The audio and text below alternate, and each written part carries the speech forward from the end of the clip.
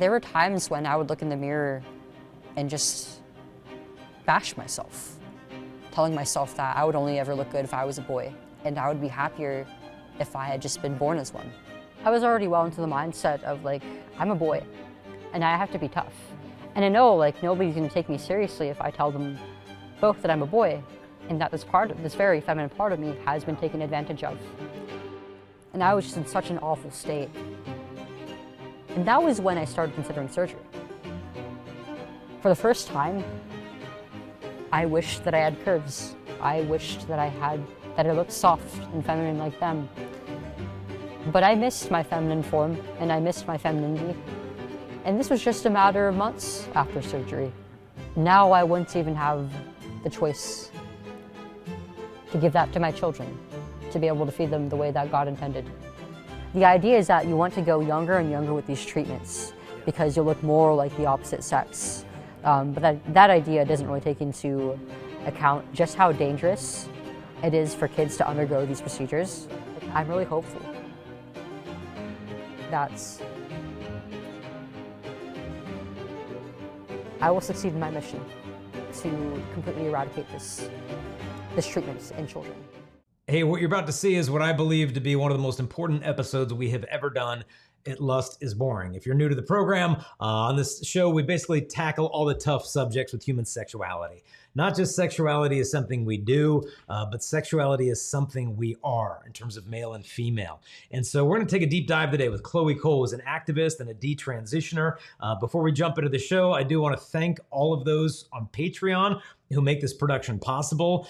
We'd encourage you, if this show is helpful to you, you want more episodes like this one, just go to patreon.com/Jason Evert. Support us with any amount, $5 a month, $10, whatever. You'll get early access to the podcast episodes and all kinds of free stuff. If I come into your town, we'll do lunch, dinner together, whatever. Just click the link in the show notes. You can support us there. But without further ado, here's Chloe Cole. Yeah, so I think a lot of times when people discuss this whole issue, an argument you often hear is, well, you know, you obviously don't know what people are going through because you've never had gender dysphoria and you're just a transphobic, kind of ignorant bigot. You don't understand the distress that these individuals are going through. And, you know, I think there's merit to that argument because it hasn't been a part of my story. I remember when I was a kid, I had a crush on Princess Leia on Star Wars. And so Halloween rolls around and my dad's like, what do you want to be for Halloween? And I'm like, I want to be Princess Leia. And he's like, how about you be a robot like your brother? And I'm like, all right, robots are good, whatever. You know, and I just kind of dropped it. And, you know, for me, that's kind of like as far as it went. You know, I just felt this desire to associate with the feminine, wasn't quite sure how to, you know, unwrap that mystery of womanhood. That's interesting. And but that's where it ended. You know, I don't know the ins and outs, but your story, your courageous, loving testimony just upends that whole narrative of what could you know? You don't know the distress that these young people are going through. And I know some of our viewers and listeners, they've heard your story, for some brand new. I just wanted to have a conversation about your story from beginning, you know, Chloe, when she was 7, 8, 9, whenever, to where you're at today, 19, I think? I'm 19. 19, yeah. And so when did this story kind of begin, you know, in your life when it comes to this whole subject of gender and wondering, you know, is this the right fit for me? Well, the interesting thing is, when I was like a really young kid, I actually used to be very feminine. I would wear like a lot of tutus and frills and dresses and cute pink things. And I loved playing with dolls. I loved playing dress up and makeup with my older sisters. But I also had a boyish side to me. I've got two older brothers and 2 older sisters, so I was taking influence from both sexes. I would play with my older brother's Legos, their toy trucks, and I'd play video games with them. I loved going exploring. I loved playing outside. And especially like as I started to get older, once I was in about like 4th, 5th grade, I felt like I associated more with the boys because they were more fun. They were more easygoing, and they're just a simpler, you know, association. It is. Yeah. It is, but better, just more relaxed. Yeah. Of an environment, and I didn't really want to deal with some of the things that come with being friends with a lot of other girls. a lot of drama, especially as puberty started up, and I had an especially early puberty. I was about 8 or 9 when my breasts started to develop, and that was something that was pretty difficult for me to adjust to, because it felt like I was growing up, like my body was growing up before my mind was, and that people were looking at me, sometimes even like adults, like I was an adult, like I was a grown woman while I was still a child. An incredibly uncomfortable feeling. And on one hand, I was kind of excited to see myself develop into a woman, but I also was very afraid of that. I feel like amongst women nowadays and girls, there is a lot of fear-mongering about just how bad being a woman is, about the pain of things like pregnancy, childbirth, the inconvenience of having to have menses every month, and the social expectations, the aesthetic expectations of you as a woman. I always heard about the negative things and how difficult it was. And as a girl who, as she got older, wasn't always particularly feminine, I started wearing more boys' clothing. I felt kind of awkward whenever I would like wear like dresses or purses or have my hair long. I started to question whether I really even wanted to grow up into a woman. It just seemed like something like I just wanted to have no part of, that I wouldn't even be good at. I was always comparing myself to other women. I had body image issues, and I felt like I could just never match up to the ideal of what a woman was supposed to be. And after some time, I started to feel as though there was something that was making me innately different from my peers, and especially the girls around me.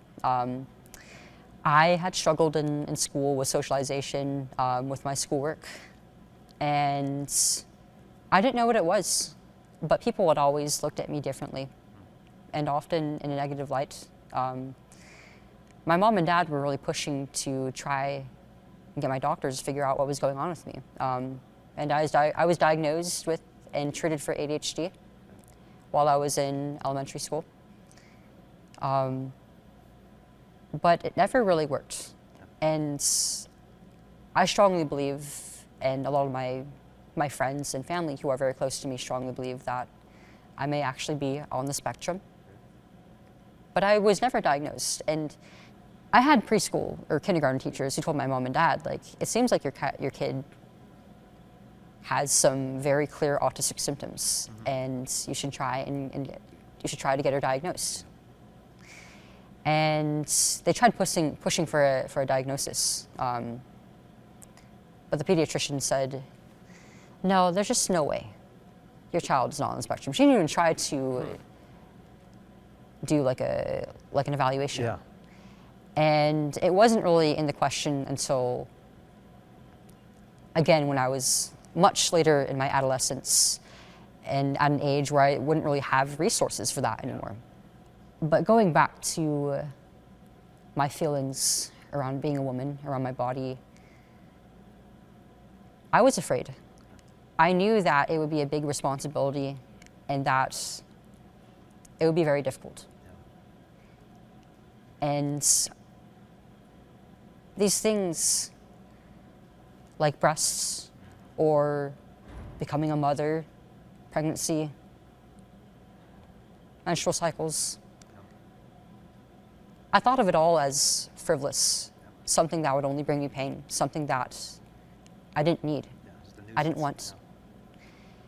And there were times when I would look in the mirror and just bash myself, telling myself that I would only ever look good if I was a boy, and I would be happier if I had just been born as one.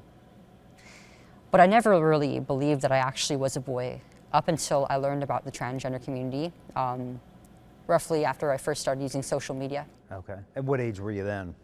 I was about 12. Okay.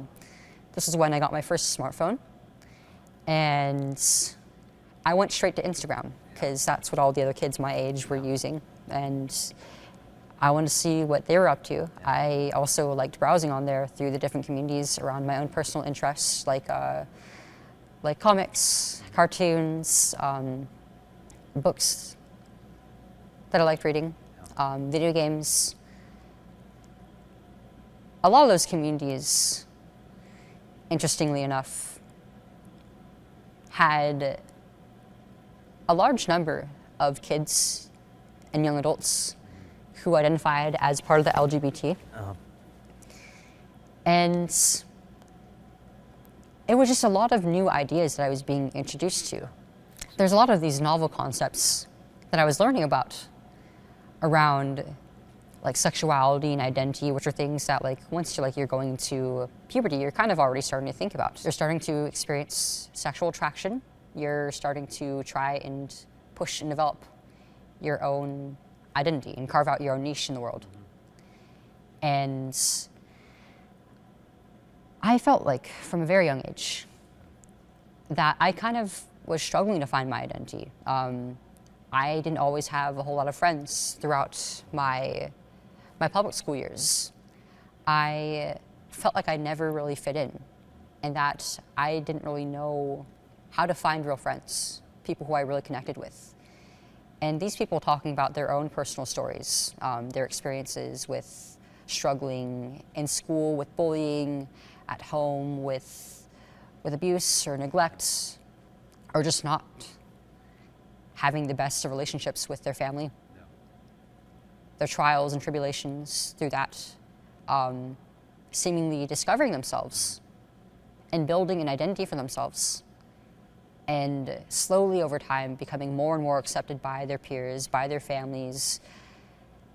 It was something that it hit close to home. It affected me personally. And subconsciously, it was something that I desired for myself for a very long time. That sense of belonging that all these people seem to have. And also, it was just interesting with all these new words and phrases that I was learning of. Things like bisexual, lesbian, pansexual, transgender, non-binary, all these different gender labels, and then of course like the colorful flags and the artwork that these people would make about these identities. It really just drew me in. It makes a ton of sense. You start to put the pieces together of the, a young girl almost wanting to disguise the evidence of her sexual maturation as a protective mechanism. And then a world that doesn't really celebrate womanhood. I think how many adolescent girls, when they get on social media, really feel that they can keep up? 1%? That feel like, yeah, I can do this. I don't think anybody can feel like they can keep up on social media. No, not without 100 filters.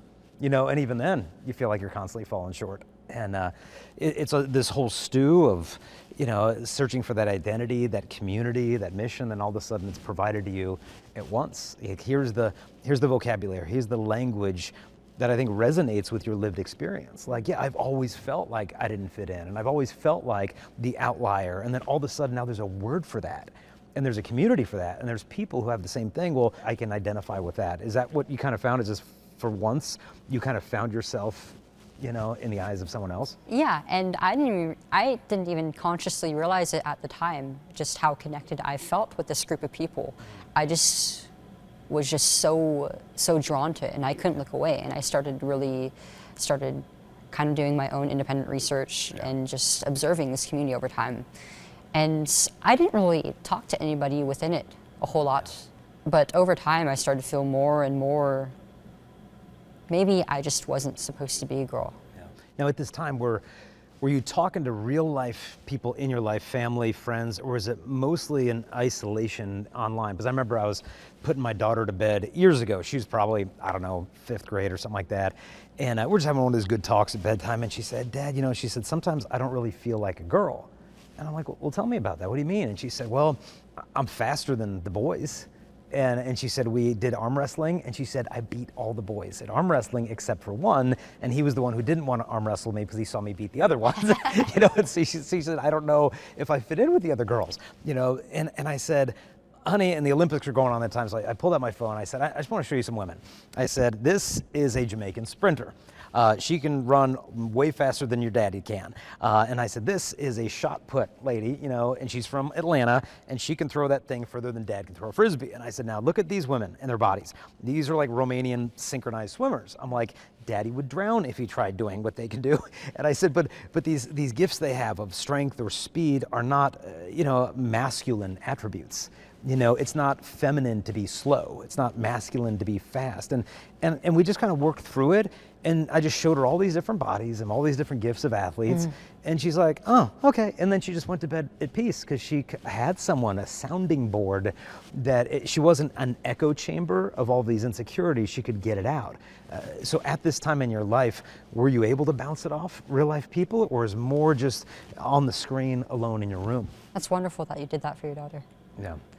I didn't really feel like I had anybody who I could trust with talking about those feelings. And for a very long time, I had difficulties with processing and then verbalizing my own emotions. So I wouldn't really even know how to talk about these things if I wasn't prompted about it. But this was all stuff that I pretty much kept to myself, and just kind of slowly over time introducing the idea to people around me. I think first like online friends were who I came out to, and then some friends of mine in older grade levels, then some people from school, some people in my grade who I was closer to, who actually responded quite negatively to it. Really? Yeah, it was. What happened there? I mean, they refused to call me by the name that, or by like, they refused to like call me a boy, which isn't, I don't think is a bad thing.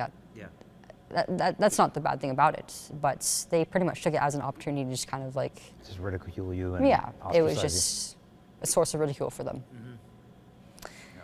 And that, I feel like in a way that kind of pushed me further into it actually, because it was like, wow, these people are just being jerks to me for no reason about something very benign, something that means a lot to me. And it made me want to prove them wrong, that one day I would be a boy, that I would look and sound and be just like a boy, and that's, I'd prove it to them. Yeah, I remember reading there's a European Journal of Psychiatry, and they did a study, and what they found is that within the trans community, 42% of them met the criterion for an autism diagnosis. When the general population, it's 1% on the spectrum, and it's 42%. And it really intrigued me of what are the common threads there? And what I noticed is that often people on the spectrum can have very rigid thinking patterns, if it's black or if it's white. Not only in terms of when they take a subject of interest, they kind of cling to it really strongly and tend to be very oppositional to any interference to what matters most to them. But this black and white thinking pattern, I think, could extend even to male-female roles, that I kind of think of men as that thing, and I kind of think of women as that thing. And I know I'm not that thing, so I've got to be somewhere more over here. Yes. I'm curious in terms of your thoughts, in terms of, how autism can be misdiagnosed, when this is actually what's going on, or that's just one of the layers of complexity underneath something that's just being misdiagnosed is, well, you're trans, so the only solution is transition. So any thoughts just in terms of the link between autism, and those who identify as trans? Yeah, as you said, it's a pretty common, if not one of the most common comorbidities with gender dysphoria or these desires to transition. And speaking from experience, I think that some of the links are that people who are on the spectrum, and even just neurodivergent people in general, we don't like the unknown. We like to understand the world around us, otherwise it can be incredibly frustrating. And we do experience black and white thinking. And this kind of gives like a rigid explanation for those of us who feel alienated or different from the people around us. And many people on the spectrum do feel that sense of alienation from a very young age because they think differently, they act differently, they look different, they present themselves differently. So they feel like the outlier. Yes. And then they find a whole community of people who feel the same way. And a lot of autistic men and women tend to be effeminate and masculine, respectively. Interesting. Okay. And I would imagine they're more comfortable in online communication and friendships than face-to-face in person, which drives them, Yeah, I feel like online communication is easier because, well, it's not something that I really struggle with anymore, but eye contact used to be very incredibly uncomfortable for me. I've since trained myself to look people in the eyes while speaking to them. But there's also like speaking to somebody face to face. It's very time sensitive. You have to respond to them within a matter of fractions of seconds. Whereas with texts, you can just Take your time, you can formulate take your your time. response. Yeah. Oh, it makes sense. Now, as you're going through all of these questions, when did it start to materialize the point like, okay, I want to do something about this and I want to make some changes. I want to try the puberty blockers or to change the attire. You know, were there particular things that in a sense triggered the dysphoria? You know, was it the expectations, the outfits that made you like, okay, I need a solution? Yeah, I mean, I think that transition is a pipeline that almost always inevitably leads to, from social transition to medically transitioning. And I went into it with a mindset that eventually I was going to medically transition, but I wanted to allow myself a few months to kind of just ease myself into this identity, into this new state of mind of thinking of myself as a boy and getting used to that idea, trying to adjust, slowly cutting my hair shorter and shorter over time. I would take trips to the mall and to the store and buy more boys' clothing in secret, or like my mom and dad would just like brush it off as me being a tomboy, which I was, which is a pretty normal part of my development. But I tried to kind of observe my male peers, my brothers, and act a little bit more like them. And then eventually I wanted to tell my family about it. I wanted to tell my mom and dad about it because I felt like they deserved to know, and I knew that if I wanted to start transitioning for real, that I would have to go through them and try and convince them. And I wrote a letter to them because, again, I was very afraid of that, of having that conversation in person. I knew that, I mean, it was something that, it was very nerve-wracking for me. And I knew that it would be hard for them to understand as well. They were pretty pleasant when they read it, and they wanted to show their support for me. They wanted to help me feel comfortable, to accommodate like my preferences. But they also weren't really sure where to turn with this. They didn't know what to do about this. This was like 2017, which probably doesn't sound like too long ago from now.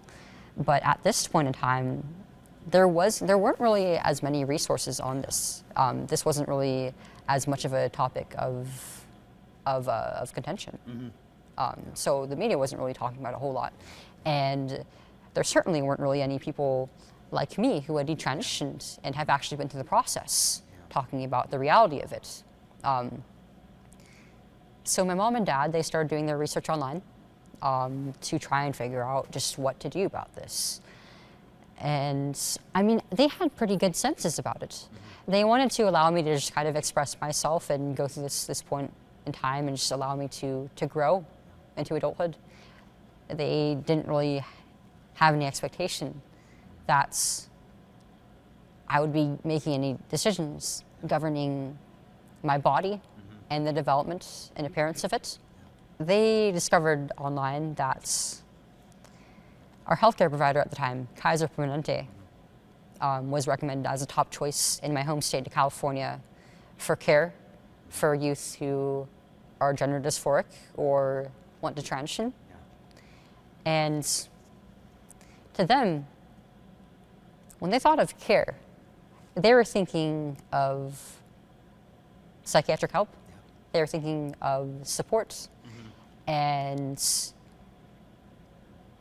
that I would just be allowed to be a kid while also being taught how to cope with these feelings in the meanwhile. And then once I was an adult, I would be able to make a definitive decision on it. Their expectations, which were very reasonable, were completely off. So they got me a therapist in hopes that it would help me, that he would be able to help me through this time. And I went through several therapists over the years. I found them all equally unhelpful. And the problem was, they would not allow my parents in during these appointments unless I gave explicit consent. And I mean, upon being given that option of, well, you can have some privacy with me. Your parents don't have to hear about this. It kind of made me think like, well, maybe there's stuff that I shouldn't talk about with my mom and dad. Maybe this isn't good to talk about them with. And I was also I was very timid, and I was afraid of talking about this with them. I didn't feel like I was super close to them. So there was a boundary being created between me and my mom and dad by these doctors. And so they had no idea what was going on, what was actually being discussed during these appointments. And to be frank, for a while it was absolutely nothing. I wasn't getting any help. So I remember that feeling of just like going to these appointments and being in that room and just being like, well, this is therapy, right? Yeah, we're just walking. I'm supposed to be getting better. So why aren't I? Can I just not be helped? That started to become I started to become more and more stressed, especially because I had some very real issues going on. I was going to my 8th grade year with my phone taken away for about half of it. I didn't really have any electronics. I just kind of had them taken away from me because I can't remember what it was, but I'd gotten in trouble for something. And so my communication with a lot of the outside world was just, it was gone. And I didn't really have any friends at school to really hang out with. And because I was trying to dress myself and present myself as a boy during this time, I was very awkward, and a lot of other students would pick on me for it. And I just felt like it felt kind of hopeless. And so, of course, if I was becoming stressed more and more about my life in general, I would become more stressed about my transition. And I felt like things were stagnant, and I just attributed this to me not going through the process of medically transitioning. So I started pushing my mom and dad, like having these conversations with them, like this isn't enough for me. I want to actually become a boy. And of course these treatments wouldn't actually make me into a boy. It would just make me into a masculinized female, but I didn't really understand that at the time because I was a child. I had these very childish views, and the second therapist I had was the one who started to really get the ball rolling on this. And at some point, and I don't believe I was there for this, I think it was just my parents and this doctor. They had an appointment discussing this, their concerns. And my mom and dad were asking, like, so what's the rush? Why would she need to be doing this at such a young age? What's the point? Like, why can't we wait until she's an adult and she has some agency over herself?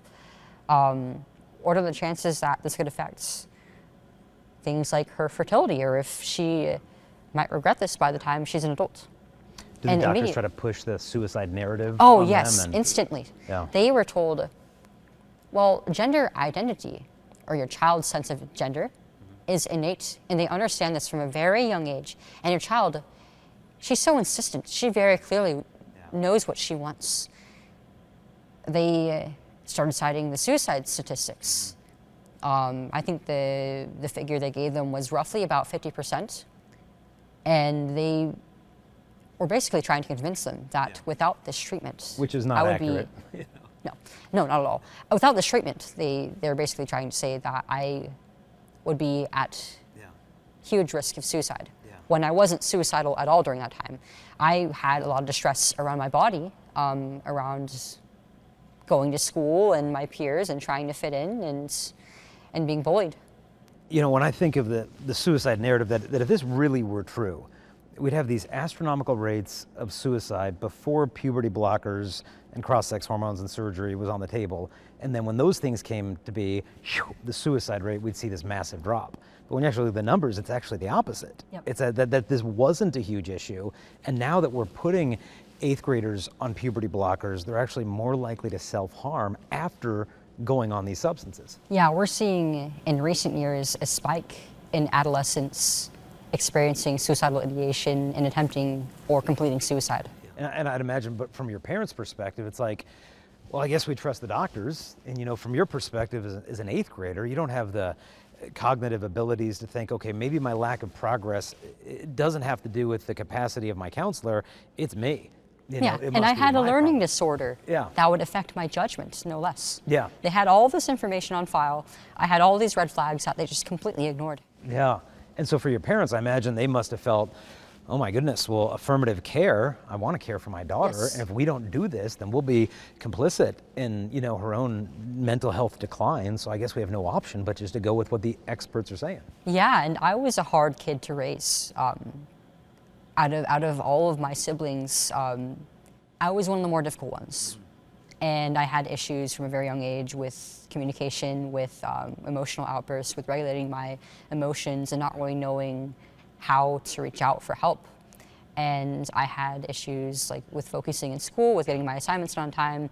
And I actually had a plan in place, an IEP Yep. for my education that my mom and dad would have to fight for every school year because my schools, my teachers, the school faculty, they didn't care about it.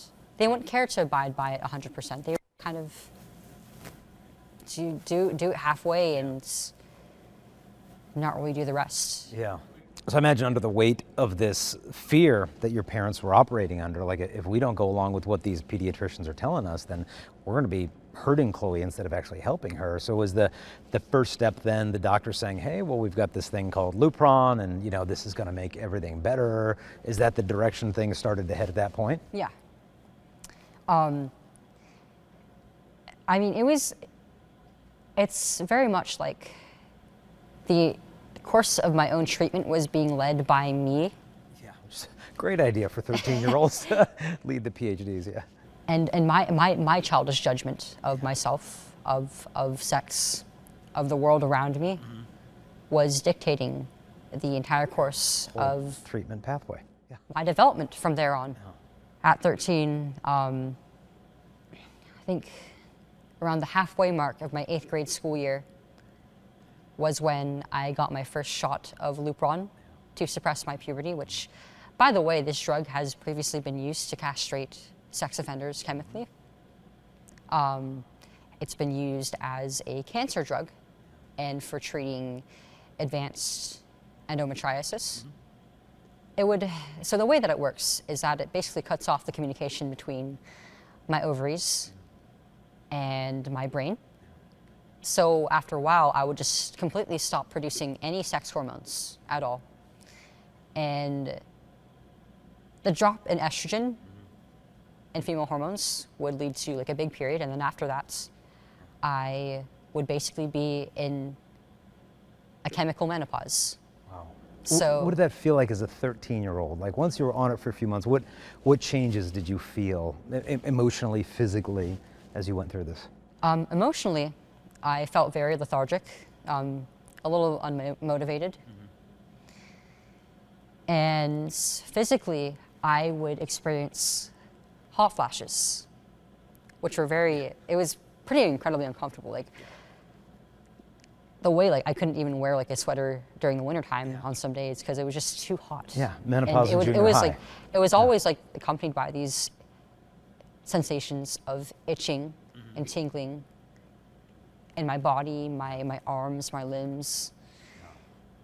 It was hardly comfortable at all. Yeah. And with each coming day that I was on it, I just wanted to be on the next intervention, the testosterone. Yeah, when do I get the next one? No. How long was the window then after being on Lupron before going on T? I think roughly about a few months. Oh wow, that's So pretty fast. not very, very quick. And this is only like a matter of like I'd say like 6 to 8 months, if even that, between like first seeing a psychologist and then eventually actually being put on these treatments. So less than half of a year, they went from 0 mental health intervention to puberty blockers and cross-sex hormones in less than a half of a year. Yep. Without really a thorough mental health evaluation of the different layers going on. Yeah, it was just, everything that I was telling them was just accepted as fact. And starting on the testosterone, compared to starting on the Lupron, it felt great. Okay. It was like I finally had Just boost of confidence. yeah, and just a energy boost and- of confidence and energy, my sex drive, all of these different feelings. And I was excited about the changes because it was like, wow, I'm finally gonna look like the boy I always was supposed to be. And they came pretty quick. My voice dropped very quickly. It was actually very low, lower than a lot of my male peers and even like some of my teachers.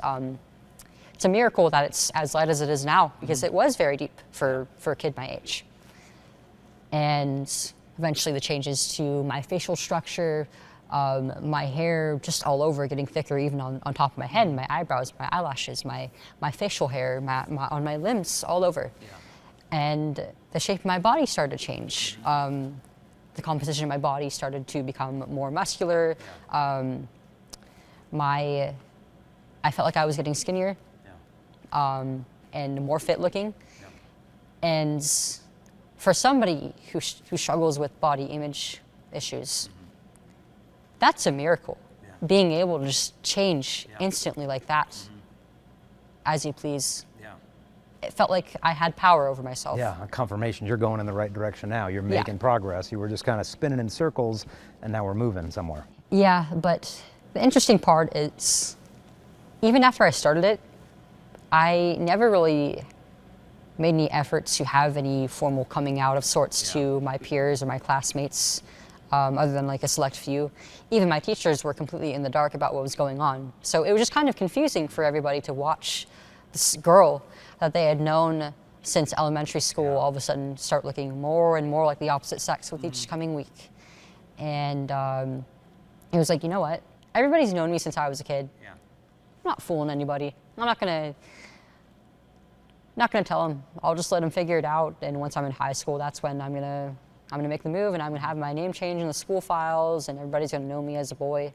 And I didn't really want to make any further efforts, even to conceal my breasts. I would wear kind of like loose t-shirts and sweatshirts anyways. So I never really thought that people would be paying attention to that part of myself very much.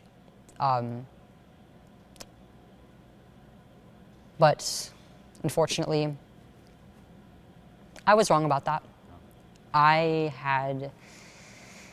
There was a boy who had been harassing me over the course of that school year, who would pick on me for the way that I dressed, who would comment on my clothing, my short hair, on the fact that I was female. He would always emphasize that whenever he would like talk crap to my face or like behind my back in earshot of me. And he would ask me uncomfortable questions like about like what kind of underwear I was wearing. He would like feel up like my arms, telling me like, oh, you've got a lot of muscle for a girl. And he'd trip me, he'd spit on me during class, he'd like throw paper at me.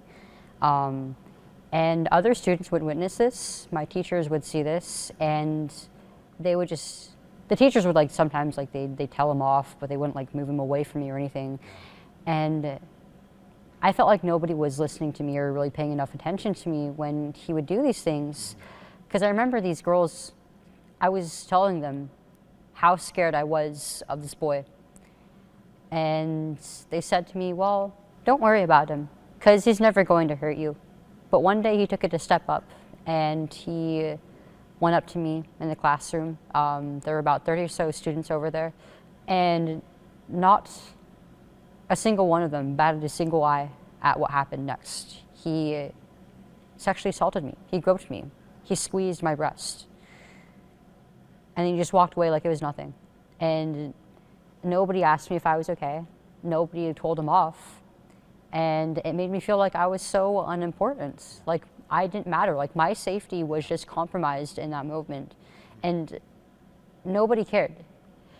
And it was just all of these confusing emotions at once, because I knew I wasn't being taken seriously.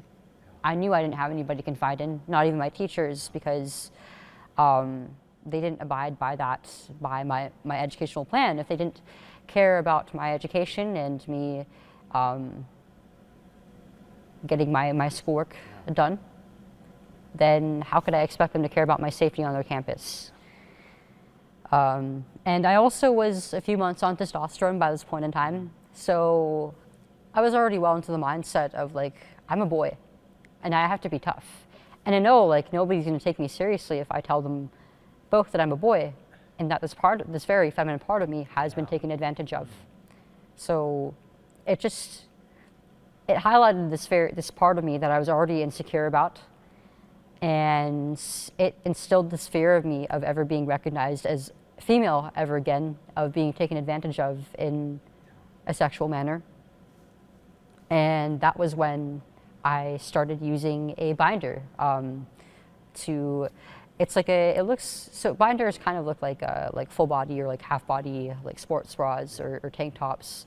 And in the chest area of the garment, it has like a compression fabric to compress the breast against the chest to make for a more flatter, more androgynous appearance in women.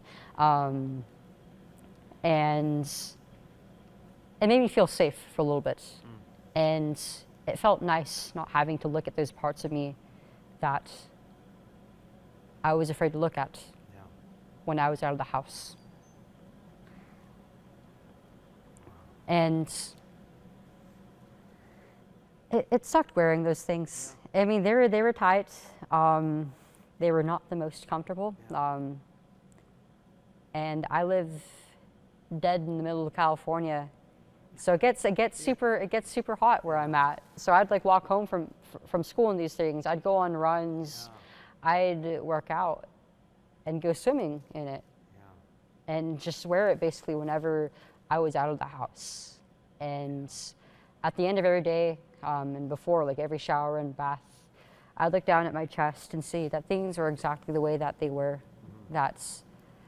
It was like putting on and taking off a mask every morning and every night. So I went into my first year of high school.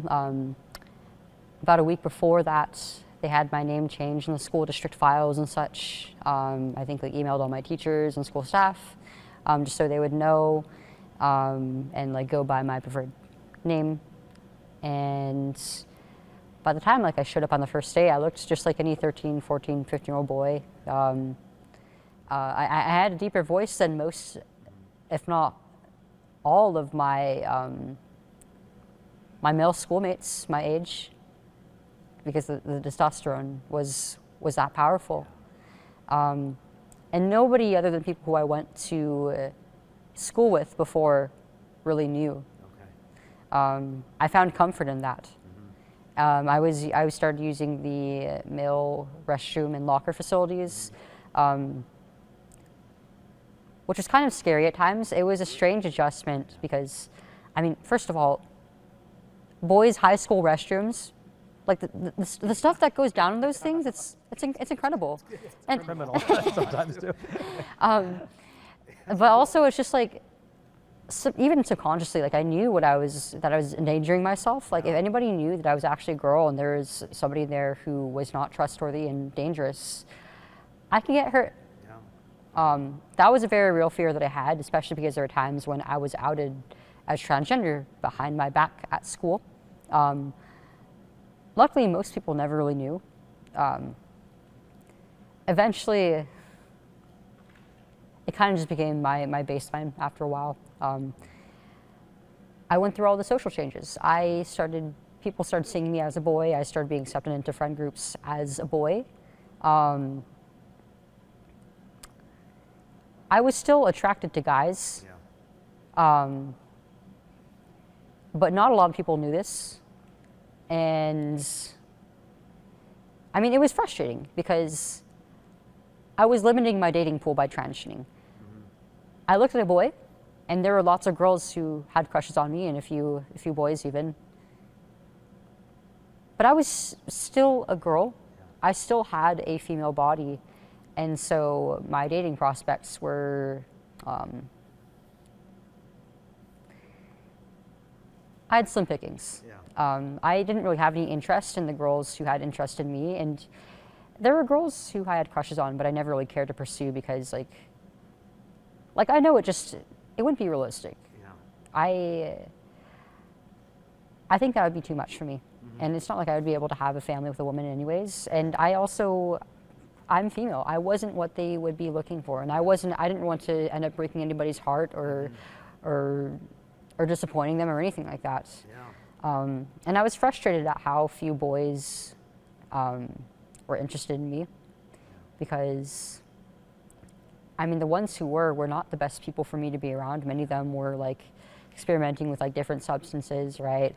Many of them were just like not in a good place in their lives. And a lot of them saw me, it was like I was being treated as a sexual object, some of them.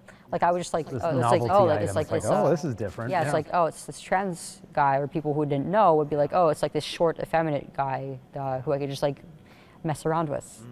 And a lot of those people were older than me. Many of them were in older grade levels. Many of them had like just graduated. I hated watching all of my friends start to get into relationships and I had nothing. It made me feel like I was behind, like I was missing out, and that maybe I wasn't deserving of that kind of attention or love. And it became a great source of insecurity for me. Eventually all the exciting social changes wore off, and I was looking for affirmation from a new source. And with the combination of the loneliness, of the distress, and of the high sex drive, made me a very easy target for predators online. And I knew that these were people who didn't really love me, but I wanted to seek that validation. Yeah, you want to be wanted when you feel like you're perpetually the outlier that nobody desires. And then you find someone wants you, and you know in your heart it's not you that they want, but some experience or pleasure they can extract. But it gives you some sense of purpose, and even so, it's destructive. And I knew this, but I didn't think that I would ever have any other choice for a long time. And so I became more and more lonely over time. Not only because of this, because I didn't feel like I could talk to anybody about it, because I was ashamed of it. I was scared of getting in trouble or breaking the law, because a lot of these communications were illegal. They were sexual in nature between me and adults. And just the experience of being male, of being seen as male socially, of being treated that way, it's very different from being a girl. I feel like in some ways it's quite a bit lonelier. You kind of have to fend for yourself a little bit more, and you can't really reach out for help as much when it comes to things that you're dealing with emotionally. You're just expected to be tough. You're expected to keep it to yourself. Yeah. No. And I hated that, and I hated how the testosterone made it difficult to process all of those negative emotions that I was experiencing in my day-to-day. And eventually it all just kept snowballing. I was surrounded by bad influences. I started experimenting with different substances. I started smoking marijuana, doing anything that I could get my hands on. And it was slowly destroying me. My grades really started to drop. I had days where I just wouldn't attend school, nights when I couldn't sleep. Yeah. I remember hearing one woman sharing that when she went on the testosterone, it became difficult to cry. And she had these negative emotions, but she didn't know how to process it. And sometimes it came out as anger or other things, but it found its outlet in other ways. And she said, once I finally got off the testosterone, she said it felt so good to cry again. And she said, and I had a lot to cry about. That feels very similar to my experience. When I stopped the testosterone, I had a very emotionally and psychologically unstable next few months after that. But I was able to cry again, and I could just bawl, and I would be in so much pain. But I finally had a release. Now, I was clearly rapidly deteriorating in terms of my mental and emotional state. For the first time in my life, I started to experience suicidal ideation. And one of my friends started to get really worried about me at school. I think after I talked about it with them, I don't remember who it was, and I don't know who reported me who reported me, but I had to come up to the guidance counselor one day after class, and they called home to my parents to let them know about my mental state. And for the first time in years again, since starting the testosterone, I was seeing a therapist again. And I stopped seeing one after taking the testosterone because it was like, I feel great. Like I'm finally a boy now and I don't need help anymore because I'm supposed to be happy. And that honeymoon period that I was in during that time, the excitement of all the physical and social and emotional changes, it made it really difficult to kind of figure out that it was the problem. Mm-hmm. Yeah, because you're on Lupron plus testosterone at the same time. Yeah, and I went off the Lupron after a year. I was on the testosterone for about 3 years, and the longer I was on it, the worse I got, even physically. Like I started to have issues with my urinary tract. I started having like clots of blood and like clouds of blood in my urine. I would start experiencing these UTIs and UTI-like symptoms, and a lot of the time I was too embarrassed to talk about it with my doctors, and when I would, like it would, by the time I would be able to get a response or a test, it would have disappeared by then. Yeah. And sometimes like they'd like catch traces of blood in my urine, but they wouldn't be able to make a diagnosis, and it's like they didn't really care to make any examinations. But one of the side effects that I was warned of was of vaginal atrophy, which is something that for most women only really starts to happen as they advance into menopause. And the way that it was described to me was it's like the thinning of the tissues in that organ that make it, it makes it more dry, it makes it more prone to tearing. But I was told you could just address it by taking topical estrogen. And I did that. But I think part of what happened with my urinary tract was, I think it was atrophy from a lack of estrogen in my body. And because it was only a topical application, it wouldn't address that. Yeah. So those issues were something that I was not informed of, but it really started to get scary over time. I started to worry about how testosterone might affect my hair. I was worried that I might go bald, especially because I was starting to see my hairline. It wasn't quite receding, but it was starting to become more square, starting to go back a little bit and become a little asymmetrical even. Yeah. Yeah, they don't tell the girls this, like especially if male pattern baldness runs in your family and then she goes on testosterone, then these inherited traits that she has makes her, they don't tell and it's hard to predict. It's hard to predict because my paternal grandfather, he went bald probably at like roughly 30, but my other grandfather died with a full head of hair, so that was something that really did scare me though. And I started to become more and more distressed, more dissociated from my body. I hated being awake. I hated looking at myself. I hated acknowledging myself. But at the same time, I was very self-centered because I wanted to feel like I was recognized, that I was looked after by somebody. And I really started to close up, to withdraw from my studies, from my friends, from just in general. I started to spend a lot of time in my room. But I mean, my therapist, my psychologist had records of all this. I was diagnosed with, I think it was major depressive disorder. I was being treated for social anxiety and for suicidal ideation. and I was medicated for it. They put me back on ADHD meds again for the first time in years because of my poor performance in school, even though it was associated mainly with these feelings and not with my learning disability. Yeah, so now you're on testosterone, Estrogen, topically, topical and then estrogen. Adderall or whatever for ADHD on top of that, amphetamines on top of this. It's just this cocktail. And an off-label antidepressant, bupropion. Yeah. So I was really, it really was a drug cocktail. Yeah, you that don't they had even me on. know who you are at that point. Like, what are my natural feelings at this point? Like, you can't tell. And I was just in such an awful state. And that was when I started considering surgery. Because I wanted to be free of my binder. I hated wearing it. I wanted to look like the other boys my age because I really, almost psychotically, believed that I was actually a boy, that I was no different. And I had that unresolved trauma from years past that I never could feel like I could report.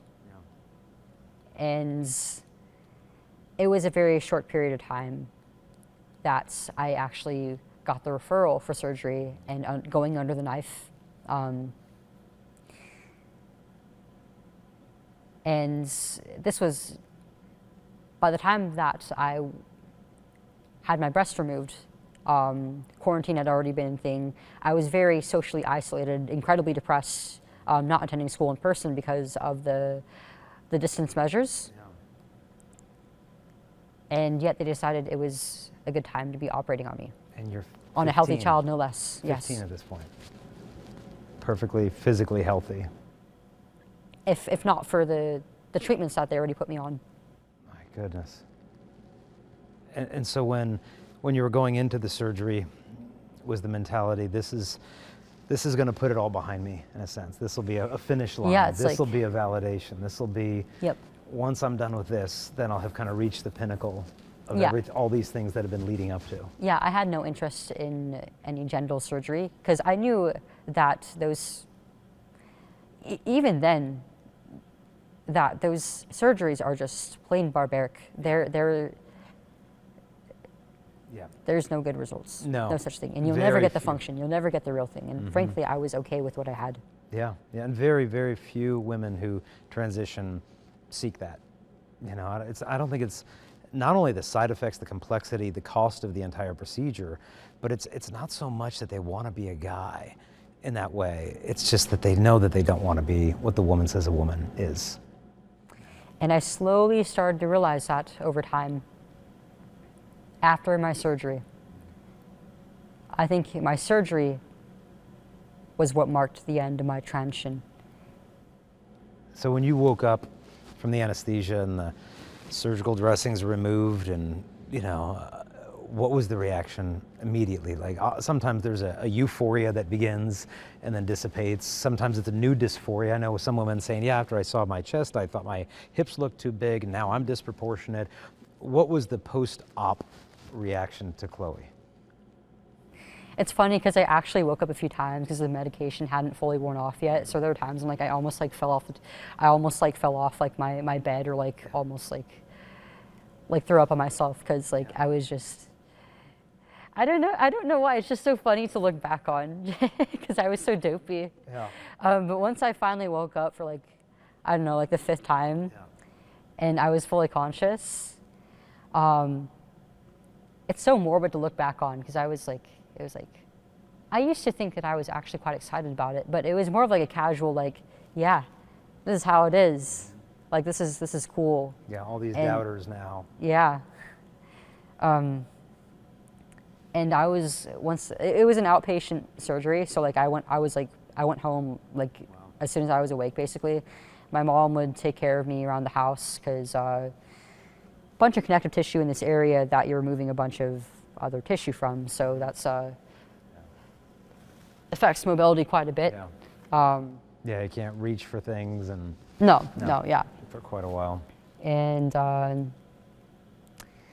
it was comforting having her home, helping to take care of me and help me around the house, and just being able to spend some time at home just playing video games eventually it got old and was like, oh my gosh, I want to get out of the house. But like I was like, I had no ability, no mobility, and it was like still during the quarantines in California. So I got sick of it kind of quick. And I started spending a lot of time on the internet, just like browsing social media.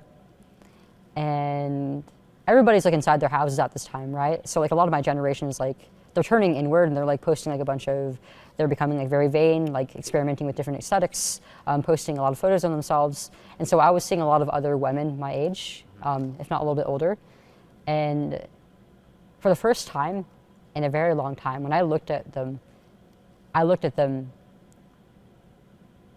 with envy. I felt pain. I compared myself to them, and I felt inadequate again.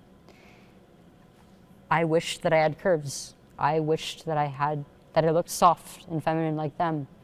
But now, and I couldn't explain this feeling yet. I wasn't quite ready yet to explain that, to understand that this was grief and regret. But I missed my feminine form, and I missed my femininity.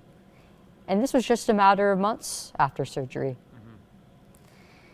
But I thought I kept transitioning. I kept taking my shots every day because I was scared of going back. I was scared of what it would mean for my social life, how my family would take it, how my friends would take it. Just that shame of that shame of telling everybody, this is all wrong. Yeah, I was wrong. fight so hard. No, this is who I am. This is my pronoun. Especially because I didn't think that physically I would ever be able to make it. Yeah. Like I'd never look like or sound like a woman ever again. But I started going through phases of calling myself like non-binary or genderless or really like a feminine boy because I was so scared of thinking that I wasn't trans because I was so deep into it. And I was so deluded into thinking that that somehow this was an innate part of me. Yeah, and that if you're having any doubts, then you must not be really trans, and that's kind of the narrative And I never you heard hear. of that before. Yeah. Detransition was something that I didn't even know was possible. I never heard the word in my life before it happened to me. And the end of my junior year was when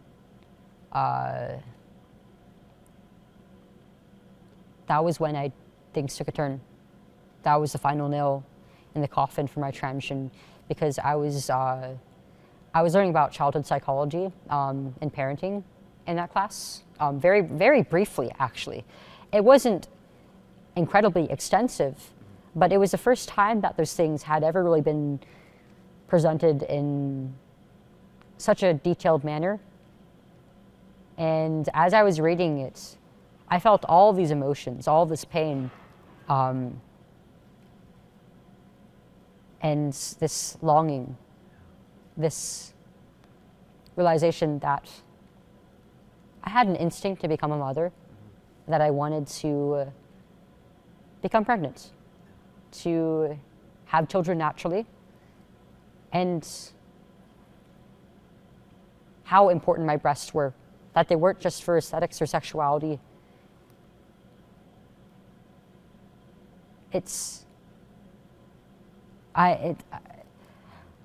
Now I wouldn't even have the choice to give that to my children, to be able to feed them the way that God intended.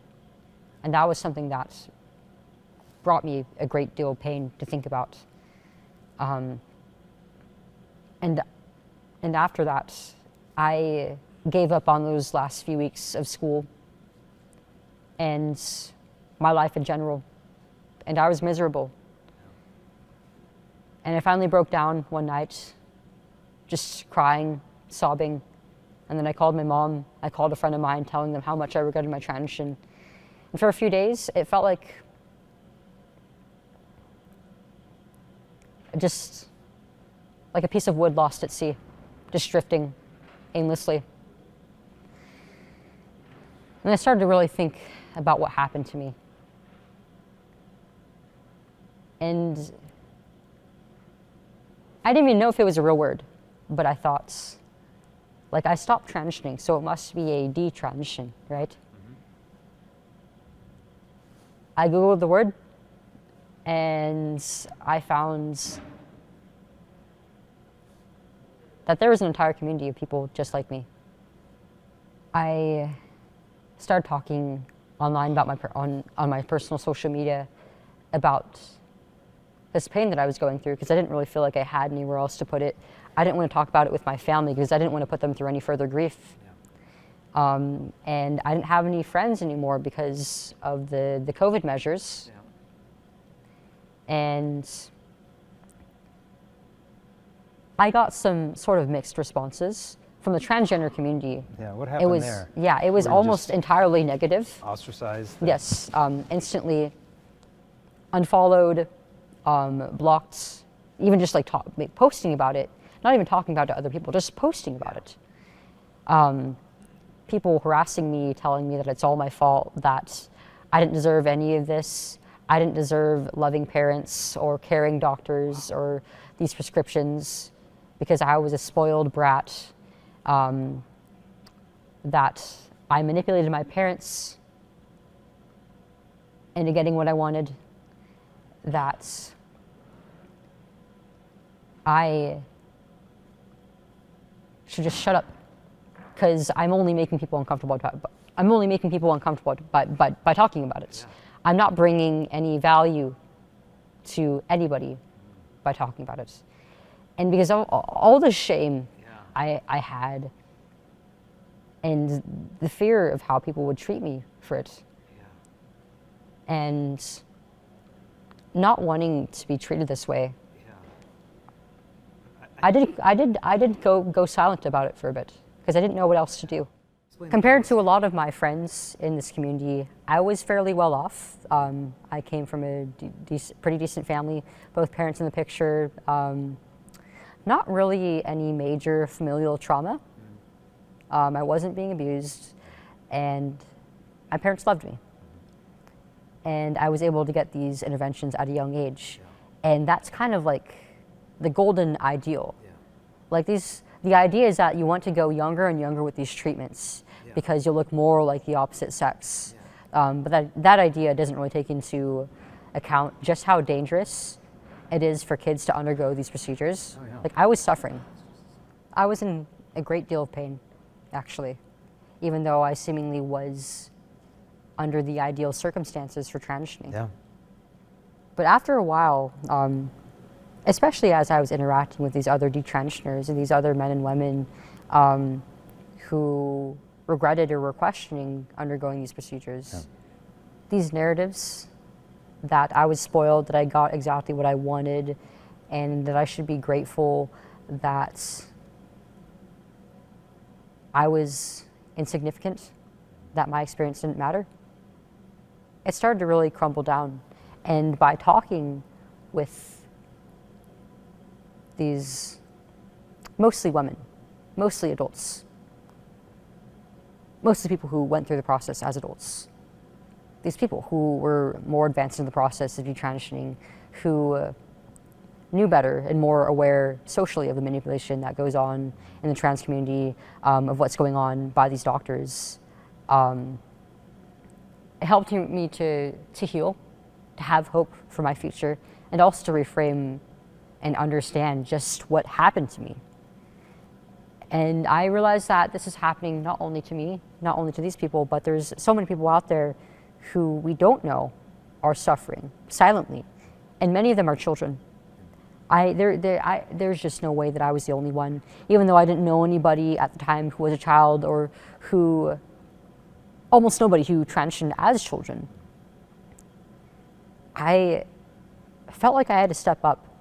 I was in a really rough point in my life. You know, I was going to my senior year with no friends, being bullied relentlessly, and I thought that I really had nobody. But I felt like I had to persevere, that I needed to start talking about this. And to be frank, I've always kind of been a provocative person. I've never really been afraid to speak my mind, even at the risk of offense. if I really feel strongly about something. And this was exactly that. So you started online then, just sharing on social media, and then eventually...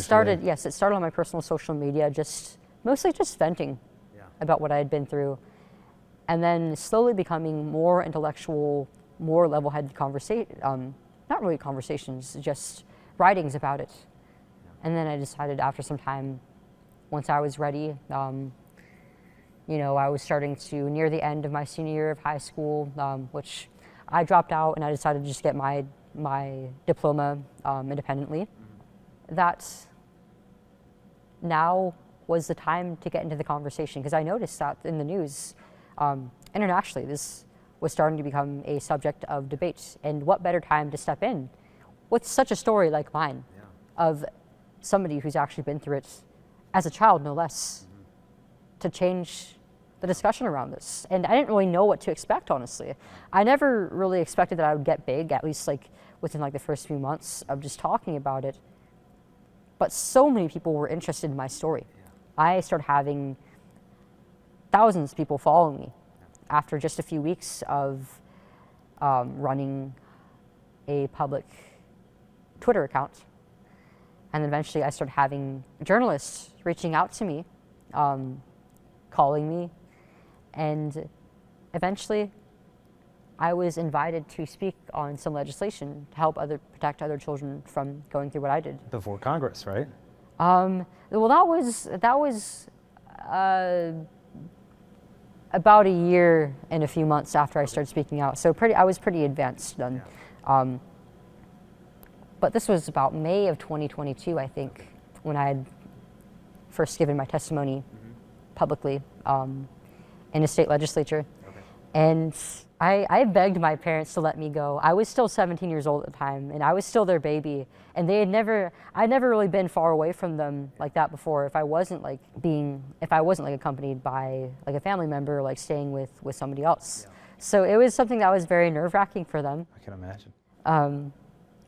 But when they realized how important this was for me, that I could use this as a means of healing and also of helping other people to heal, they rolled the dice. And I'm so thankful that they said yes. Because since then, this has been the focus of my entire life. I'm going on about year 3 of doing this. Awesome. Now, how was it received, you know, within that legislation, then when you testified before Congress? I imagine you received plenty of adulation, but did you get a lot of pushback as well?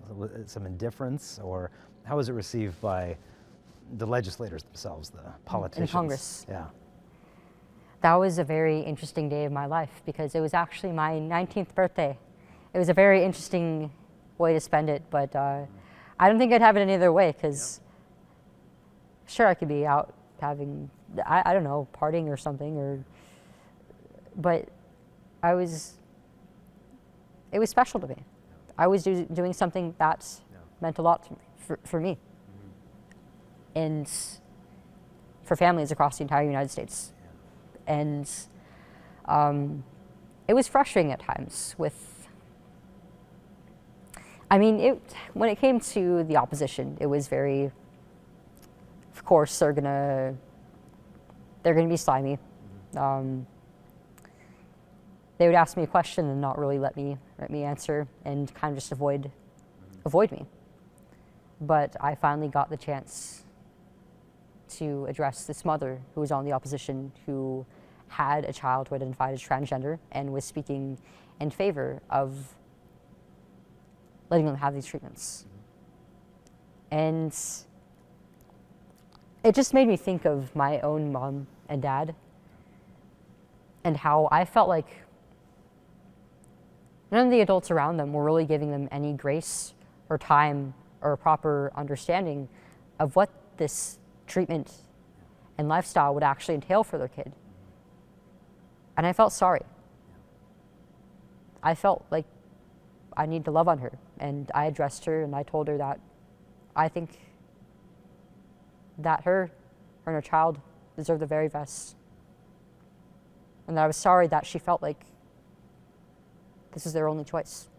Because my mom and dad once felt like that too.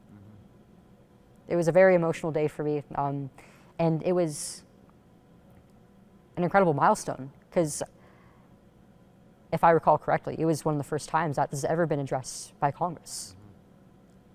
So, I mean, that was just last year, and this year I'm already off to a pretty busy start. What with all these legislatures introducing different bills, and the veto of a protective bill in Ohio that was overwhelmingly overturned by the Ohio legislature. That was incredible, because that was actually the first state that I ever publicly testified in. Yeah.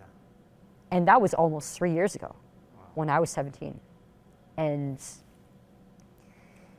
it was just such a relief to watch.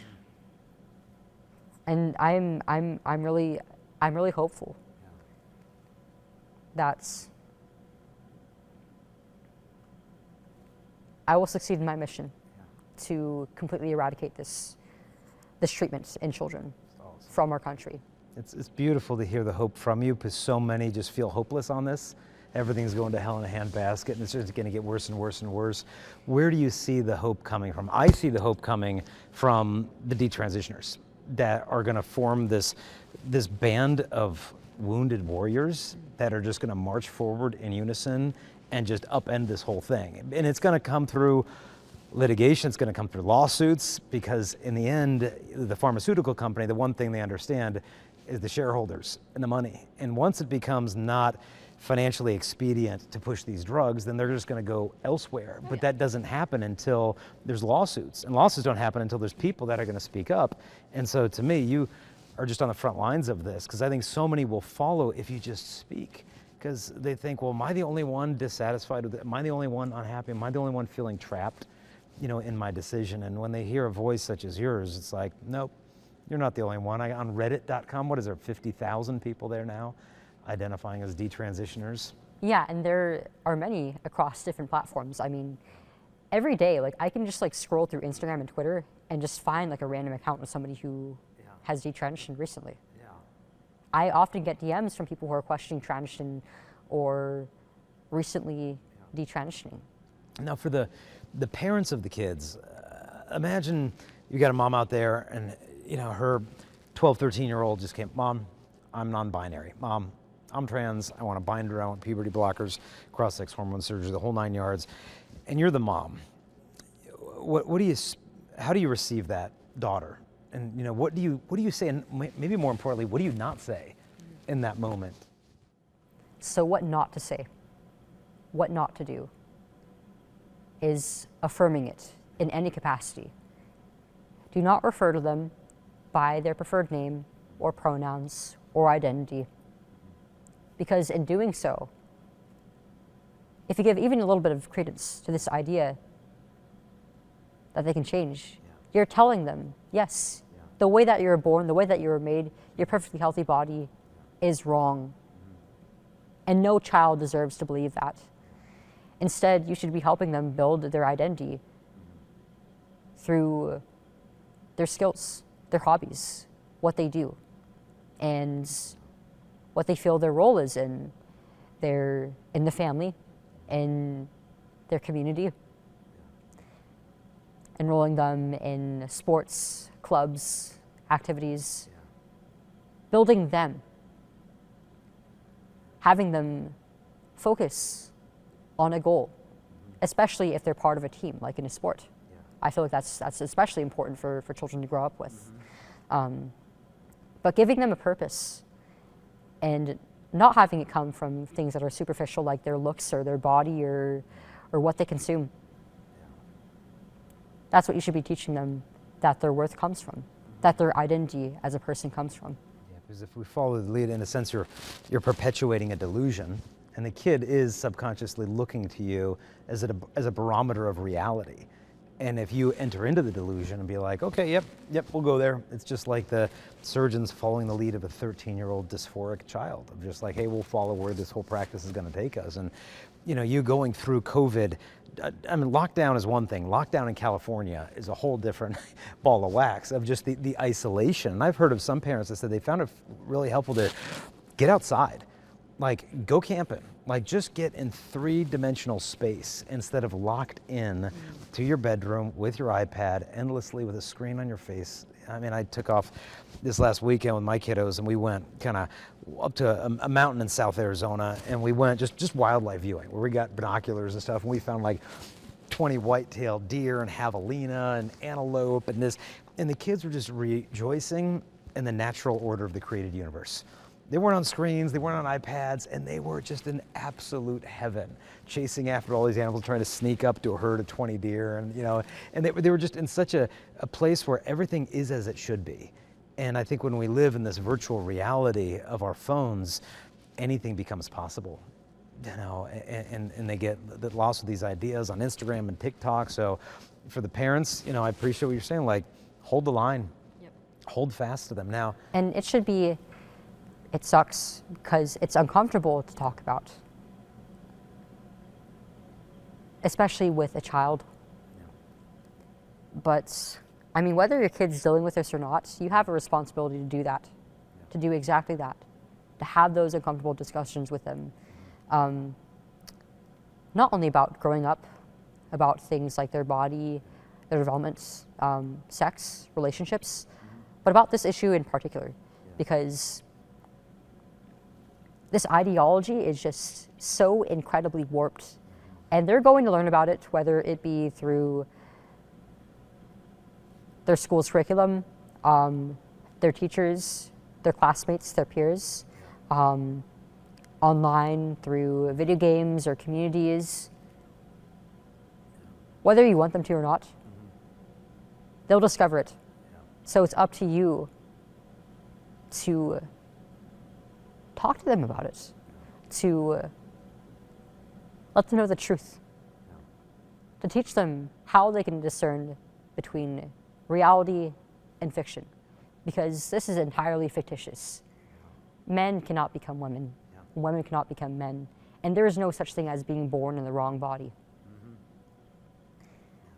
That being said, you can also teach them how to be compassionate to other children who are struggling with these ideas without lying to them. Yeah, that your dysphoria is real.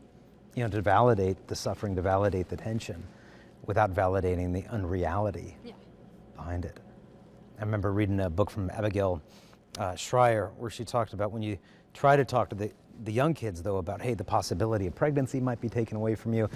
She said when you try to communicate that to like a 13-year-old, 14-year-old, it's like telling them that the sun is going to burn out in 5 billion years. It's like, okay, even great. Older adolescents and some of the young adults, it's like it's not on the radar. These people are oftentimes traumatized in a sexual manner, and many of them are emotionally or otherwise developmentally not on par with their peers. It's a lot to expect of these traumatized and often mentally unwell children and young men and women to make a decision that will affect them for life. There is not a single part of it that is reversible. Yeah. So if you were to 19-year-old Chloe sit down with 13-year-old Chloe, one, what would you maybe say to her? Or maybe even better, what would you ask her? So you're sitting down, 19-year-old Chloe, 13-year-old Chloe, what would you perhaps say that might penetrate her heart to get her to rethink, and what questions might you ask her to get her to rethink?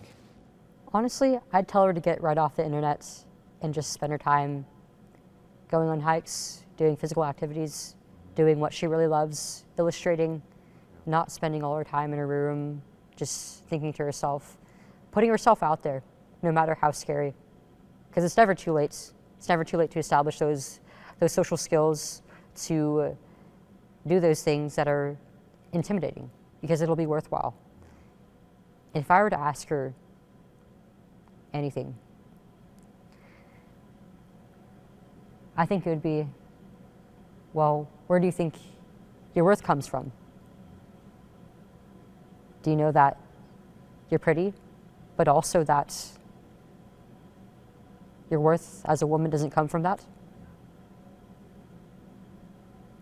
What are you working towards? What are your goals? How do you intend to become a better person every day? I think it's a perfect question, because I remember someone saying that as they were in the midst of all of this, it was so much transition, but a period of such tremendous stagnancy in their personal life. They weren't growing in their talents, in their hobbies, in their virtues, in their gifts, in their talents. Everything was so laser beam on what's the next step that I realized I wasn't growing as a human being at all during that time. Everything just kind of hit to a screeching halt. It really is a stasis. Yeah. It really does stunt you. I feel like I've lost some pretty crucial years of social development. And I feel like I've caught up pretty well with my peers. But it took a lot of struggle, and it's frustrating because I'm still not entirely there yet. And I have days when I get really hard on myself because I feel like I should be more mature than I am.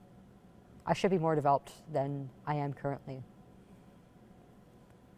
But I Compare do yourself my to best where to most keep going. 19-year-olds are. Most of them have not testified in front of Congress. Like, changed hundreds of thousands of millions of lives. So I think you're doing darn good. And just in closing, were there moments where you felt God piercing through the clouds, God accompanying you through this, or God speaking to your heart, and maybe you not being ready to receive that, or maybe receiving that? So what were moments maybe where God was in the midst of the mess with you? Absolutely. Yeah, I had moments when I was having it really rough, and yet I still felt somehow that I was being guided, that I was here to live for another day for a reason beyond my own explanation.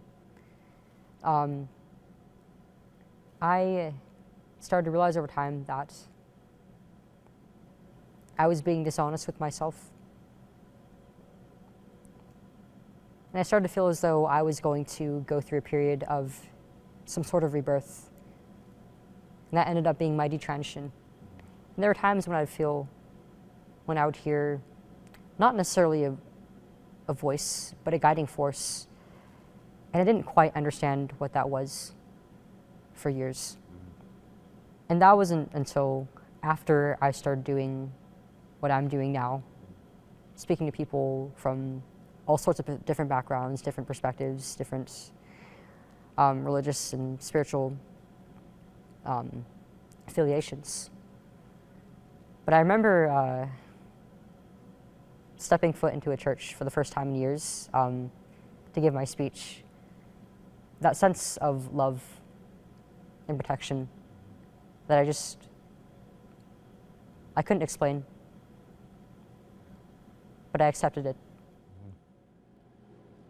I think it's undoubtable. I think he's kind of anointed you as an apostle of hope.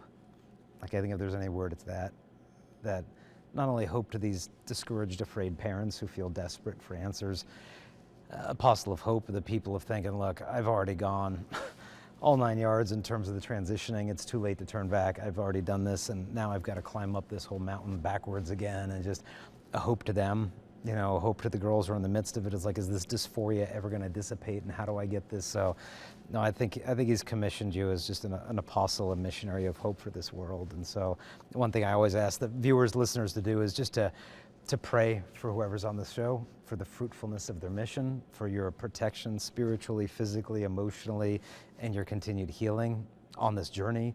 How can people get a hold of you, the work that you're doing, get in touch with you, and what can they do to kind of keep this, to make your message more aware, and have the courage to tell the people in their life that, like, I don't need to stay quiet. That's not a loving thing. It's a misguided mercy to just say, like, okay, I'll give you compassion, but I won't give you the truth. So how do people get in touch with you, connect with your mission, and help pay it forward?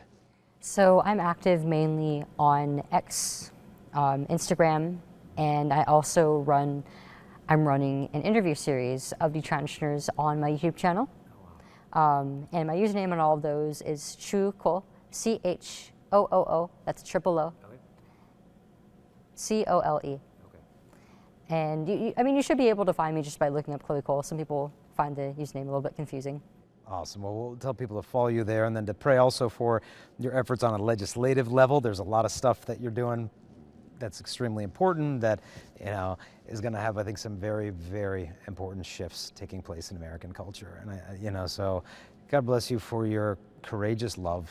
That's why you're doing this. I think people say, I think you're being so courageous, courageous. I think the courage is there, but the underlying virtue is just the love. You're doing this because of love. Love for all of these young people, love for God, love for the truth. And so God bless you. Thank you for being an apostle of hope, and thank you for coming on the show, Chloe. And thank you, sir, for having me. You're welcome.